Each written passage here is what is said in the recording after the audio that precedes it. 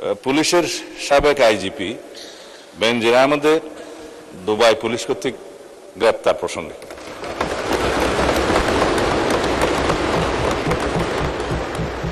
এ বিষয়ে আমি মহান জাতীয় সংসদকে অবহিত করছি যে বর্তমান সরকার দায়িত্ব গ্রহণের পর দুর্নীতি মামলায় অভিযুক্ত পুলিশের সাবেক আইজিপি বেনজির আহমেদকে গ্রেফতারের জন্য ইন্টারপোলের সাথে নিবিড়ভাবে কাজ করার জন্য নিয়োজিত পুলিশ হেডকোয়ার্টার্সের national central bureau NCB Dhaka কর্তৃক ইন্টারপোলে আবেদন করা হয়। তৎপ্রেক্ষিতে গত 11 এপ্রিল 2025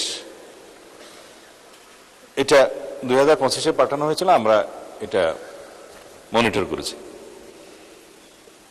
ইন্টারপোল 2025/12239 নম্বর ফাইল ও 5174/4 2025 কন্ট্রোল নম্বরের মাধ্যমে বেনজির আহমেদের প্রতি রেড নোটিশ জারি করে।